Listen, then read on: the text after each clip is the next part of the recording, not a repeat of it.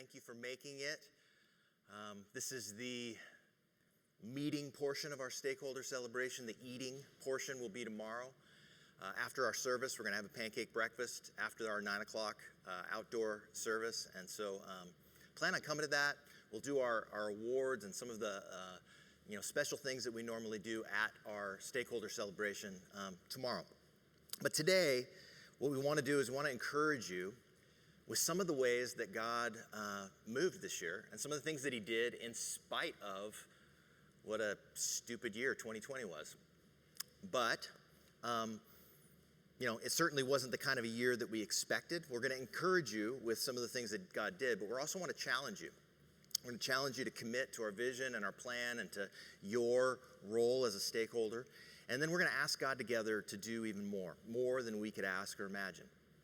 That's really the theme scripture that we're going to focus on. And it was the theme scripture that we focused on when we did our building campaign, when we spent time building out this whole old market space in order to have a center for our church and a place that we could minister from. We built it off of this scripture. It's from Ephesians chapter 3. It says, "Now to him who is able to do immeasurably more than all we ask or imagine, according to his power that is at work within us, to him be glory in the church and in Christ Jesus throughout all generations, forever and ever. Amen." This was our theme for that Imagine campaign. When we did the building campaign, when we raised almost, over $3 million to do all this, and you did it. And I don't know if you remember the campaign, but I was actually going back through because I was meeting with the staff and trying to get our bearings to kind of remember what we were after. And we had written something called Vision 2020, which, man, 2020 vision is hindsight is 2020, right? But we had written a vision for what we wanted our church to be like. And we extrapolated some of that. It's too long to read all of it, but we put it into a video when we started our campaign. And I want to share with you that video to see if you remember the story.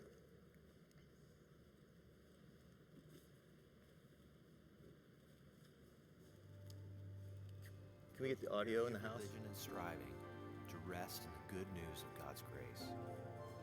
Imagine a physical space that represents and nurtures our core values of authenticity, intimacy, love, and restoration. More than just a home for our church family, I need you to imagine an old commerce center made new. We'll bring new life to the businesses in the center while honoring the legacy of the Vermeulen family's farming heritage in San Juan. Imagine reaching out to the students and families at the two adjacent schools and expanding our reach to include all of our neighbors, including those with disabilities and those who speak Spanish. Not just a church building, but a center for the whole community to host conferences and concerts, workouts and weddings, plays and parties. A place open daily for coffee and conversation, for meetings and marriage counseling, for tutoring and trainings, for prayer and play. Imagine having a home 7 days a week, not just for our church family, but as a mission base from which to restore people, the center, the city, the county, and beyond. Imagine a venue that serves as a greenhouse for creativity in music, media, film, photography, the arts, that blesses the world and impacts the culture with the good news. God always does more than we ask or imagine. We've designed it, we're ready to build it. We've been blown away already at the generosity of our Mountain View family. Now we're asking each of you to get intimate with God and to imagine your investment in our future home at the ranch. Imagine this future for your kids.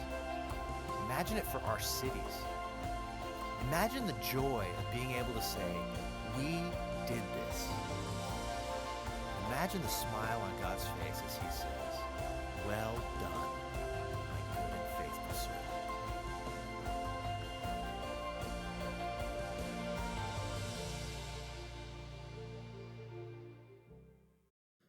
Well, this year was nothing like we imagined, was it? This year hit and it changed everything. And We scrambled, we figured it out, we were able to make it work in spite of it. But honestly, it's not as good as what we imagined in a lot of ways.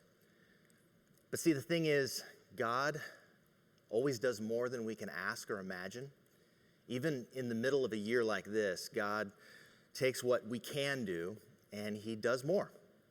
And so as I was talking with our staff, and as they were sharing with me some of the ways that God did things in spite of what they thought and different than what they imagined, I wanted to have them share with you. You don't always get to hear from our staff, and we have an amazing staff that God has brought together at this church.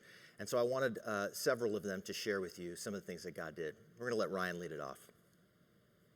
So 2019 ended with us really finding some rhythm here at the ranch. And we decided to start the year off with a series called New Rhythms.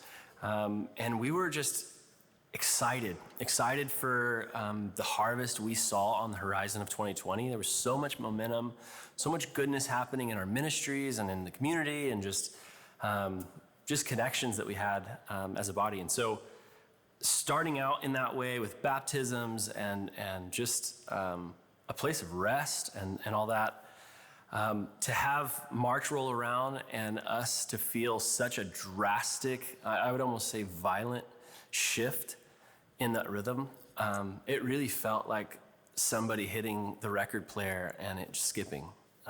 Every week from March on through the next few months felt like that just kept happening every week. From the days we would record on to whether or not we were going to be, opening back up in the building again, to people that were feeling comfortable to be together or not be together.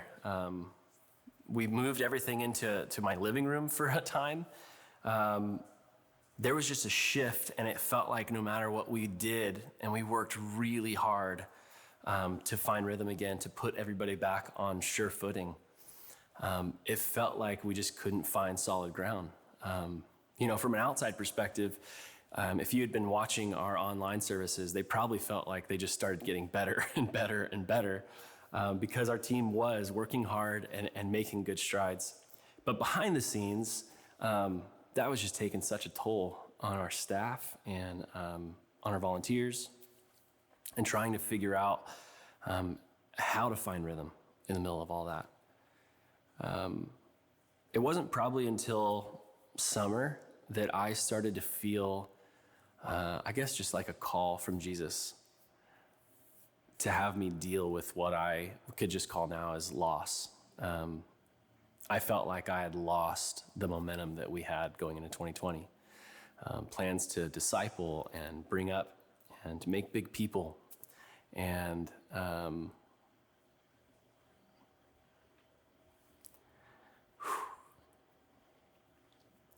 yeah.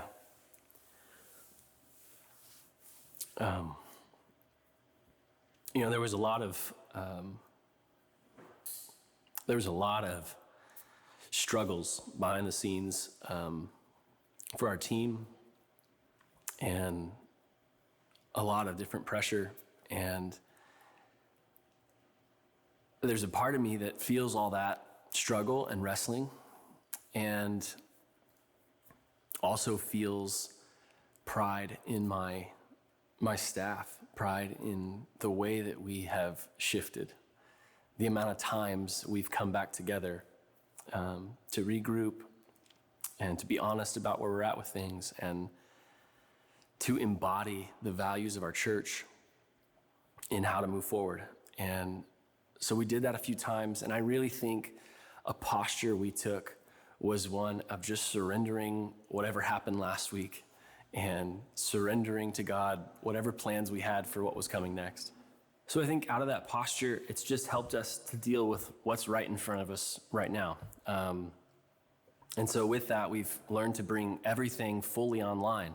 Our church is more connected than it ever has been before, and far more than we expected for 2020.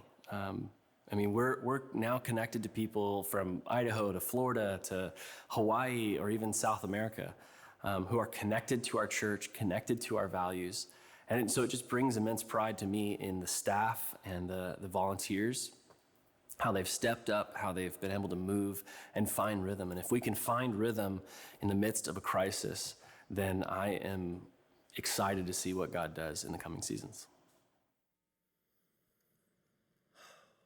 Yeah, what a year it's been. And I know it's been a hard year for a lot of you, every one of us. We've all gone through it. And we could all probably tell stories of all of the things that we've had to do to adapt. But I'm so proud of our team, and I love how not only did they learn new skills and get better at doing video and technical things, but they wrote a lot of music. And what Ryan didn't mention is I think they have 21 or 22 songs that they're working on finishing, and there will be an album forthcoming soon, which you should look forward to. But one of the things that would have never happened as far as getting us through this year is if we didn't have somebody leading our staff and our team as an executive pastor like Cheryl. And she has led us in a way that have been really helpful. We couldn't have done this without her. And so I'd like you to hear from her. Ministry that we really wanted to expand, that we had this vision for in 2020, was just really the way that we care for people. And one of the things that changed when COVID hit is that our expansion plans to provide that got stopped like everything else, right? We were shut down, we were isolated, and yet those needs were still coming in. And so we put together a team, and we put out information, resources, and had a YouTube video presentation just to help people through this time every Monday. You know, our hope is that we can continue to provide those services, maybe not just via video, but we have this vision, and I've always had this vision of helping people be more restored, more whole in body, mind, spirit. And we want to support people in that way and care for people in that way. We had an average of between 150 and 200 people every single week that had support and a group and a team to go through a really rough time together. And so I'm grateful for that. Another area of ministry that I help oversee really for the church is just the behind the scenes finances. And another area where God really came through for us was with the payroll protection program. I'm happy to say that we are actually a recipient of that. And we're a recipient that I think was part of the vision of that program, which was to keep good people employed, to keep organizations being able to serve their population, and because of those funds. And it took a bit of effort to really apply and find a funder. And so I'm just grateful for God that He provided that for us to sustain us during this time, and was an absolute godsend. Yeah, it's pretty amazing. And what's amazing is that Cheryl is also married to Jeff, her husband, which is amazing for her and for him. But Jeff was there to help Cheryl with all the technical parts when they were just the two of them in their home, to be able to produce these Mindful Mondays, as well as when he was working behind the scenes on all of these outreach efforts that we do. And that was one of the interesting things about this season. When everybody's separated and not able to necessarily be together, people were able to do things from their own homes. And with Ryan having Monica also being on staff and being at home, with myself having Tracy at home, there were parts of that were great, parts of it that were not so great. Part of it is where you're just working all the time, and that just kind of changes how home is, as most of you have felt, since your kids are home and you have to, do homeschool and you have to do work from home and all of that. But we've had that, and I know a lot of people even said, oh, we have to have another meeting on Zoom. I think people kind of got zoomed out a little bit because a lot of things happen on Zoom, but we were able to shift and pivot even our small groups and a lot of our meetings and connections to Zoom this year, and our groups grew. So I'm gonna have Tracy share with you a little bit about it. 2020, wow, am I right? Group life, like all ministries, had to make some big changes from in-person gatherings to online with Zoom, which we all know was a learning curve for everyone. Many of our homes turned into creative TV studios. Many group hosts learned how to perfect the online Zoom app, and they killed it. I actually thought groups might dismantle, but God did way more than I imagined. There were groups that got tighter and went deeper in their relationships than ever before. I've talked to hosts and participants who have literally said, I found my people and have made lifelong friendships this season. That, to me, is a total win. Connection with people is key, and that can look different for everyone, whether in person, in a group, online with Zoom, or one-on-one for a walk. We need each other. So my hope for groups moving forward is that we stay in it together and believe that God does more than we can imagine when we persevere and stay connected to each other. And I know as many of you have felt, disconnected, you've begun not only to use new technologies and ways of connecting, but even resorting to old technologies. One of the things that we did during this COVID season that as many of us rediscovered the telephone. We got so used to texting and so used to being in person and doing online things that, a lot of us don't call, but one of the things that we did is make some calls. And I want to have Karen tell you about how we stayed connected during this season. At the start of this crazy COVID season, our desire as a church was to call and check on our people. We knew that people would be struggling emotionally, financially, and spiritually. Boy, did God do so much more. We completely turned our lobby into a food pantry.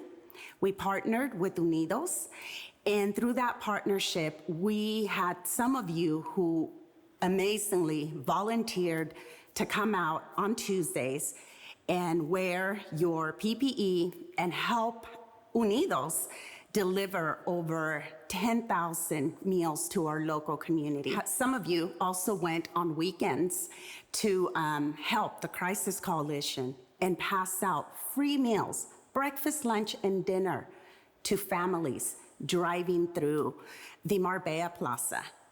Again, we turned our lobby around and used it for the Red Cross. We hosted 2 blood drives here. Many of you donated items, and we even gifted PPE items to certain nursing facilities. Through our G-Fund efforts, we have been able to bless a few single moms with Chromebooks so that their kids can begin this challenging school year with the tools that they need to succeed in school.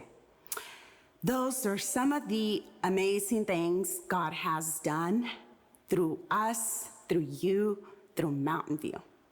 Now going forward, we hope to continue to connect with you and to receive those who are walking through our doors for the first time and deepen a connection with them, and also continue our partnership with Unidos as they continue to help the local community and the kids that are attending the nearby schools.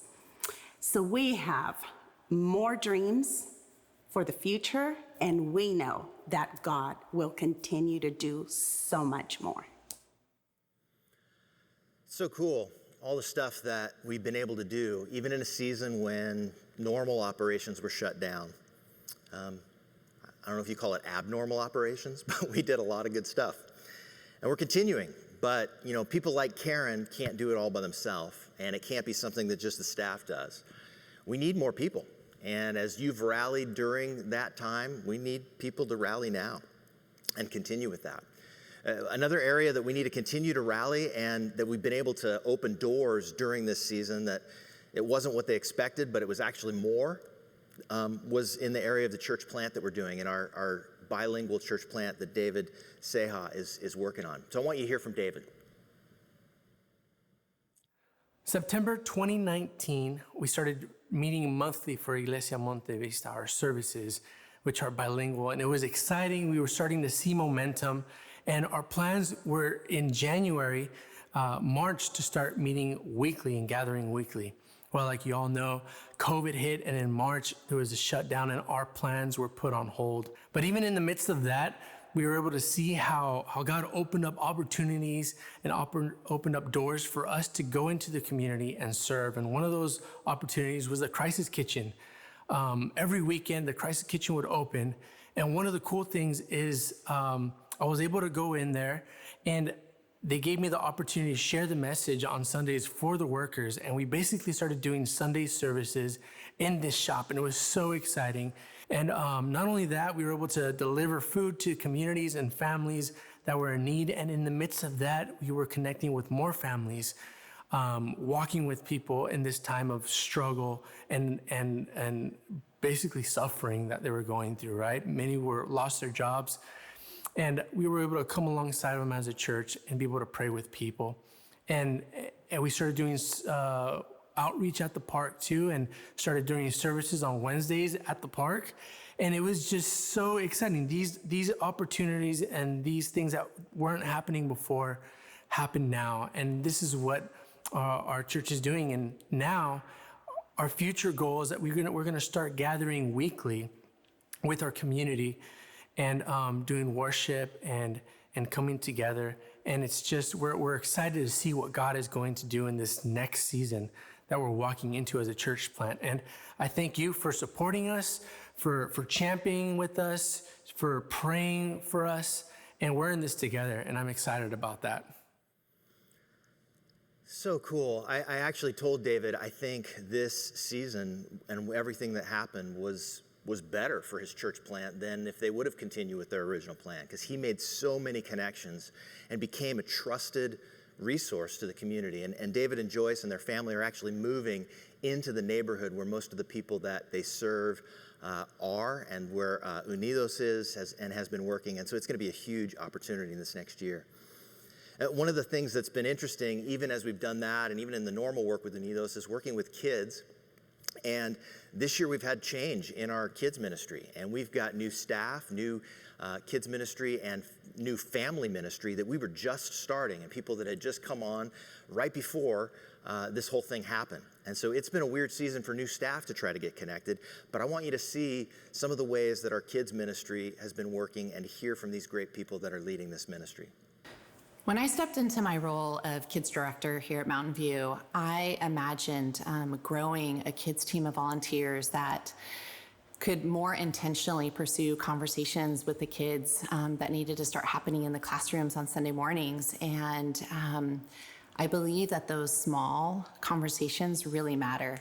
And I think it's through these kinds of authentic relationships between our kids team and our kids that they begin to understand what love and acceptance can look like in a relationship with Jesus.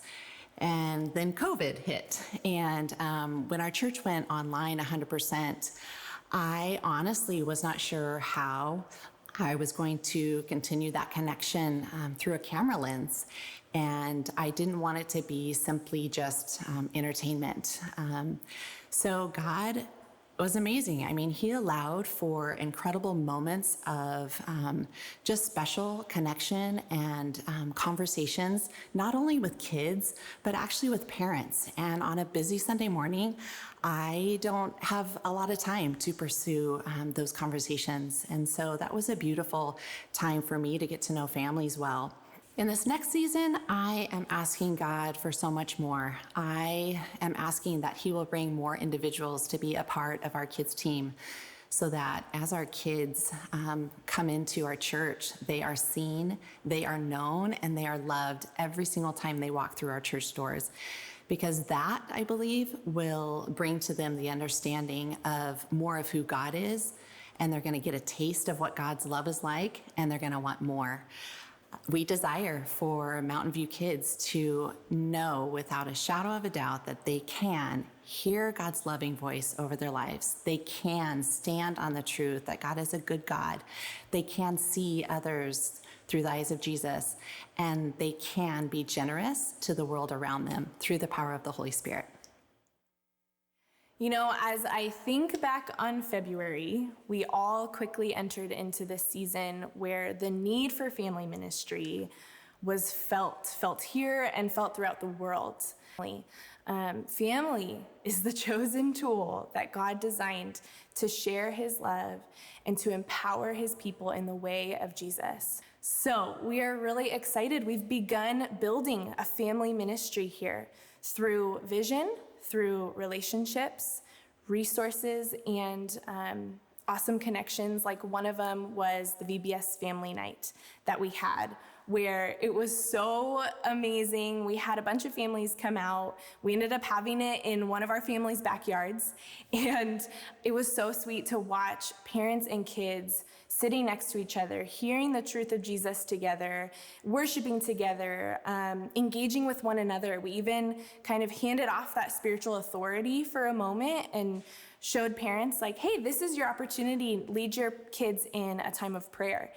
And parents, they stepped into it. I mean, so naturally and so beautifully. And one mom even shared that that night was really impactful for her and her daughter. It helped them bond, and it helped remind her of the role that she has of raising up her daughter in the way of Jesus. We also have been having mom prayer nights, which have been amazing, and moms are hungry for this, hungry to step into the spiritual authority that God has given them in their families. So we're so looking forward to continuing to grow this, grow intentional Jesus-centered parenting together, seeing families journey together, equipping parents with healthy rhythms and disciplines so that they and their kids can walk with Jesus together, and also being family to the orphan, because truly, we believe that if we cultivate and invite God's kingdom into our families, into our homes, our city will encounter the heart of Jesus, because we believe that God works in and through the family. So good. And he's doing it through your family and through our kids ministry, through family different ministries. We've had mothers' prayer nights and all kinds of different things that we're doing, and there's more coming. But right now, that's, our kids ministry are the first that are opening up inside, and we've been meeting outside with the whole family, the whole church family. But just in the last few weeks, we've had the kids going inside and continue to open up even more so that we can do that safely inside. But we need help. One of the things that we need in order to be able to completely open up and accommodate all the kids that we have coming now, as well as those that are in the community that want to come, is we need people to help. We need volunteers to teach, to be helpers on Sundays, but also volunteers to come in during the week and help with administration, with setting up crafts, with getting the classrooms ready. There's lots of opportunity, and you can reach out to them about that. Another area where we've had to shift in how we do things is our youth ministry. And we have 2 new people leading our junior high and high school ministry that had just come on in the last year, and then this all hit. And so they had to shift, and they did a great job of figuring out how to do that. I want you to hear from Hannah and Matt. Yeah, so I have been working here for less than a year, and so my goal was really just to be connected to the kids, be friends with them, know them well. And going into the season of COVID, I didn't have that yet. And so it was kind of scary thinking now I have to reach out to these kids on Zoom and on their phones, and I don't really know them very well. But that season really didn't last very long because God was able to open up for us to just meet in small groups outside, which is what we really had planned for summer, is that we would hang out outside, maybe do a big event where we play spike ball or something. But it turned into more intimate hangouts, but we still would go to the beach and we'd swim, or we'd play games at a park. So it was a super just intimate, fun, special memories. Seems like maybe God made it so all of the things that we dreamed about didn't actually get derailed at all by COVID, that we're able to connect maybe even better than we could have in big groups, and we were able to make just really, really sweet memories. And then we also got to go to camp still. The camp we usually go to was not open, so we created a new camp, and it turned out to be even sweeter than I think the other one would have been. The other thing I'm really excited about is our Sunday nights are now geared so that kids who don't go to our church can come and have fun and to learn about Jesus and hear how much he loves them. And the kids right now, even for school, they're just on their computers longing for connection, and we're really excited to be a place that they can come and connect. And so we're going to do both of those things. We're going to provide connection, and we're going to provide a deeper walk with Jesus and with each other. So that's what we're really excited about going into this next year. And in our last season really has created a community that we're able to do that. So at the beginning of 2020, we were just really focused on building a culture of authenticity. We were coming off of Winter X, which was just a super high moment for all of us. And then COVID hit, and the focus shifted to how do we stay connected in this world of being online. But we got through that together, and we were able to do smaller hangouts, surfing or whatever it was, up until June, to where we actually started meeting in person. We valued just that connection so much. It was awesome to really see how just creating a place of refuge for students to come and deal with all of these big things that they were just processing in isolation in a safe place with good leaders and good people, how valuable that was. And we actually were able to be a place for students who were just searching for a place to go online because there was nothing out there. And we were meeting at beaches, in people's backyards, at parks, all kinds of stuff. And it honestly was a really valuable time for us, just connecting outdoors and being together. So moving forward, like Hannah said, we're so excited to start our Sunday night service and have that place for outreach and people to bring their friends. And we'll be doubling down on small groups. We'll be really pushing for that authentic community aspect where people can come and really process through all these huge topics that everyone's been dealing with in isolation. We want to be that refuge and that place for students to come and just feel free to be themselves and to be able to express whatever's going on the inside in a group that's safe and with leaders who are awesome. And we do have leaders that are awesome and groups that are safe. And it's just been beautiful to watch how these teams have grown closer and deeper in those connections and used that opportunity to do that. Another one that's been really fun to watch is Summit. Stratton leads Summit, and it's our special needs ministry for adults with special needs. And it's been amazing to be part of a church that actually cares about people that sometimes are just not noticed. And we have a great connection with those people in our Sunday morning services and our friends that come to Summit. And I want you to hear a little bit from Stratton about that. 2020 has been an incredible year at Summit Ministry. One example of that is our size of this ministry. In nearly 1 year's time, Summit has doubled in size when we were meeting in person. We had nearly 60 Summit crew attending weekly. It was mind-blowing to see how much God is at work in this ministry and how naturally it's grown so fast. Since March, we have now been using the Zoom platform. And it's been a tough transition for the Summit crew because Summit wasn't just a place where they came to learn about God. It was even more than that. It was a place where they could socialize, be with their peers, and a safe spot they could be themselves with people who share the common interests and beliefs. I am thankful that we do have a platform that allows us still to share these messages. And, we are able to keep a safe distance, but still be together. And it's been really heartwarming to see, although this isn't been the preferred method for the Summit crew, that they have really leaned in on God during these hard times. And although, like I said, it hasn't been the preferred way, they're still continuing to be eager to come back each and every week on Summit. Moving forward, we're so excited for 2021. We're currently working on getting back together and meeting in person again, but realizing that safety and health is at the utmost importance. And so we're excited to get back in person, and we are positive that God's going to continue to breathe on this ministry and to have it to continually grow and reach more and more Summit crew. So cool. And, the heart for these kind of ministries and all of these different ministries to every age group and every part of our church family A lot of that's come from the leadership of Brandon Brickley, who's our pastor of that oversees all of that, our executive pastor of families. And he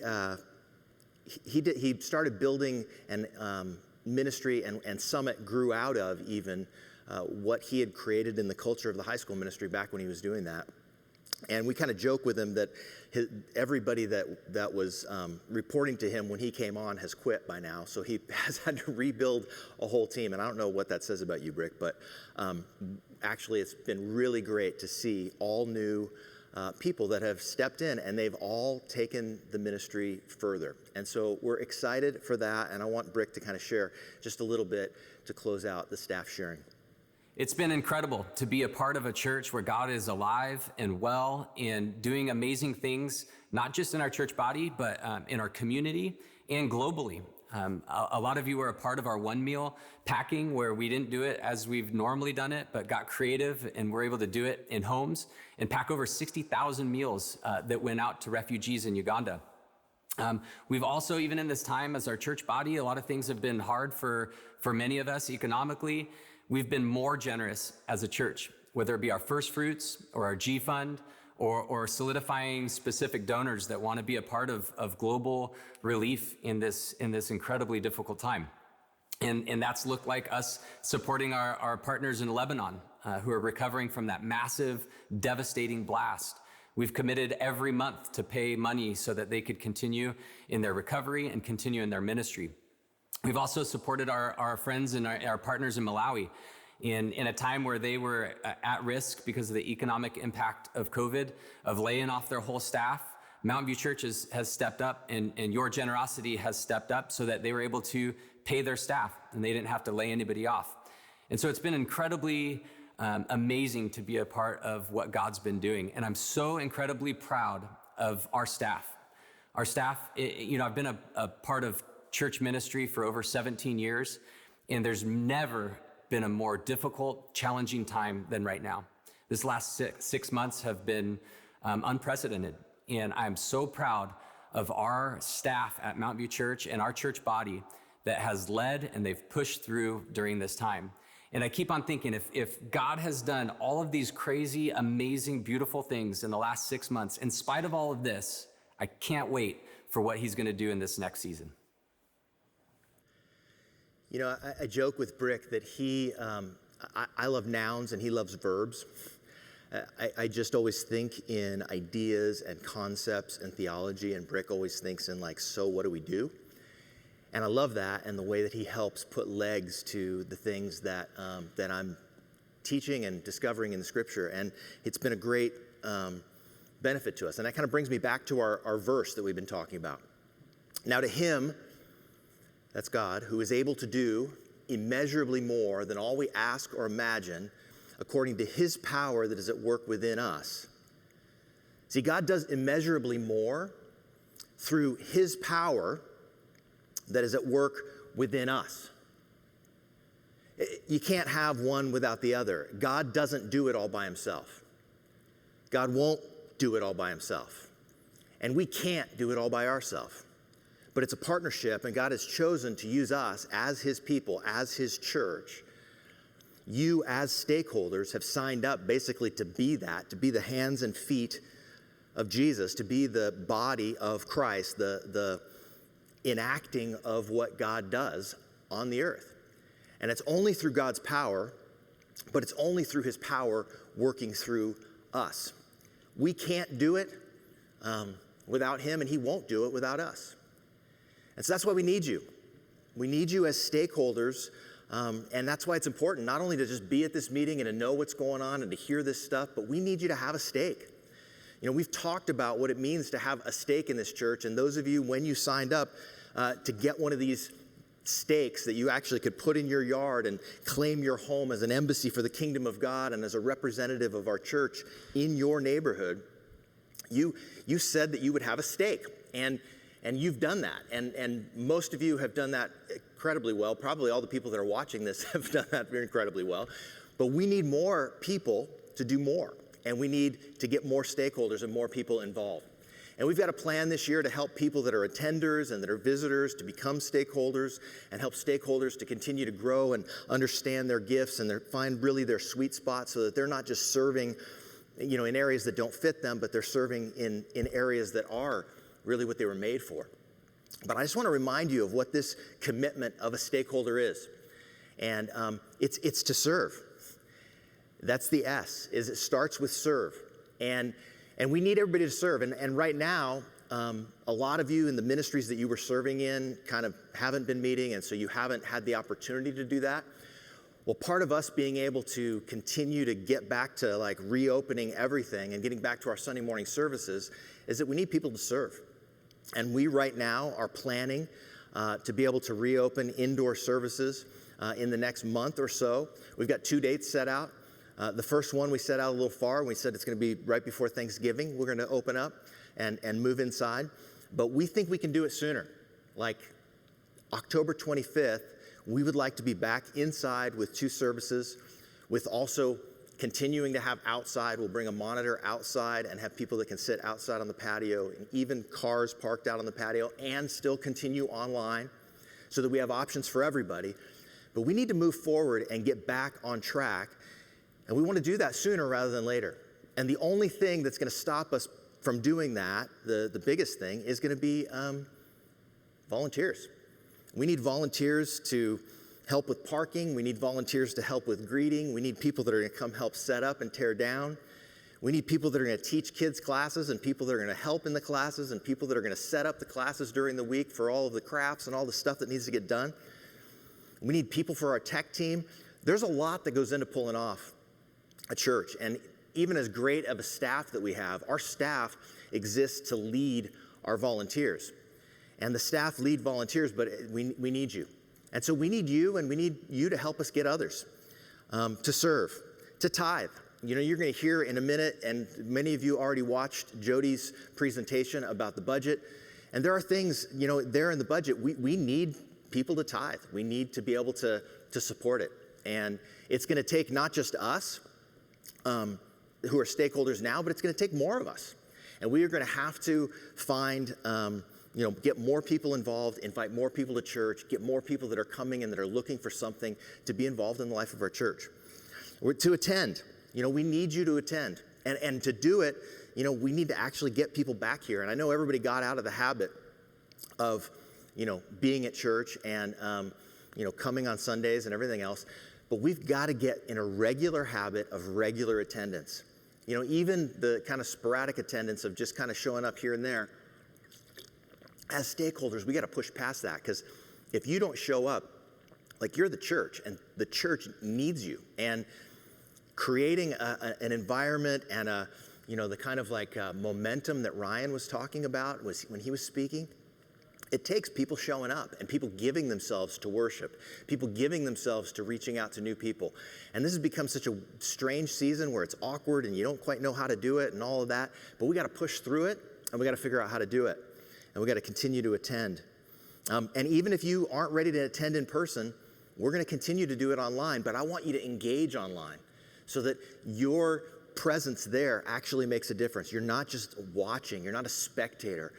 We don't need more spectators. It's great if people watch and spectate, but let them do that on the off time. When we're live, we want to be together, and we want to really attend and be engaged. We want to keep the unity of the church by keeping the main thing, by staying centered in Jesus. Look, this is a crazy political season, and everybody's got lots of opinions about everything from masks to politics to, reopening strategies, and there's a lot of opinions. But here's the thing. It would be a lot easier if we all just decided to go join a church where we uniformly agree about everything, where it's all Democrats, it's all Republicans, it's all people that wear masks, it's all people that don't, it's all people that are this or that, like theologically. Like, we're not that kind of church. We're the kind of church that says we are going to center on the fact that we have one Father who is our Father in heaven. The fact that we have one Lord and Savior, Jesus Christ, whom we are seeking to follow. And the fact that we have one Spirit that lives in all of us. That, what unites us, is way stronger than anything that can divide us. But we have to remember it, and we have to keep it central and let our other ideas and perspectives and, even theological perspectives and political perspectives, we don't have to give them up. We just have to put them under and place them, subordinate to our commitment to the church and the Lord. And that is what we're committed to when we take a stake and we say we're going to be a stakeholder. And then E is embody the values. We want our people to embody the values, not just here at church, but in their neighborhoods. And that's why we give you a stake. And that's why we think about, with your family, those values of authenticity. We want to be the real deal. We don't want to be fake where you just put on the Sunday thing. We want to be honest and honestly connected to who we are in Christ and knowing our identity in Christ, but also being willing to admit where we fall short. Being able to ask for forgiveness because our identity doesn't need to be protected because it's already secure in Christ, so we can admit when we fail.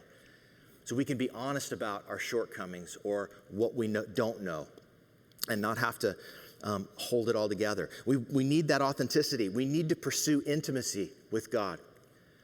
Everything good in the life of our church has come out of intimacy with God. And it's one of the reasons we need to be together for worship, because we connect with God deeply. There's just something powerful about when we gather together and we worship God together. It's powerful. And hopefully you're developing authenticity with God on your own. We gave you tools, and what an amazing thing that we started the year, with giving a bunch of practicing the way of Jesus and all these practices to nurture your own spiritual life, not knowing how much you would need that.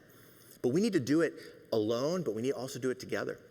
And we need to develop intimacy with God and hear his voice. And then we need to love each person. We need to find ways to reach out to the people around us, to love our neighbor, the neighbor that looks like us and the neighbor that doesn't look like us, the neighbor that votes like us and the neighbor that doesn't vote like us. All of us, we need to love our neighbor. We need to love the person, each person, and look for ways to do that. And you've done that so well in this season, but we need to embody that in our communities, in our neighborhoods, and even online. We need to love our neighbors and love each person, not just the ones we agree with. And then we need to work for the restoration of all things. We have to have the kind of hope that says we want to see everything and everyone restored because Jesus is king. He reigns over everything. And we want to work for the good of everyone and see every part of our lives restored and the lives of our neighbors and our friends. And we're going to continue to work for that.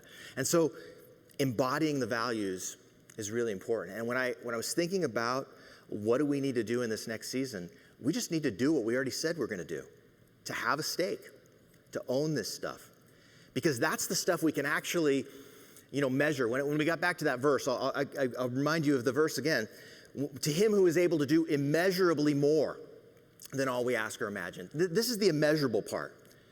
Like, we can measure, actually that stakeholder commitment for most of those things are pretty easily measured. We can measure how many people we have serving.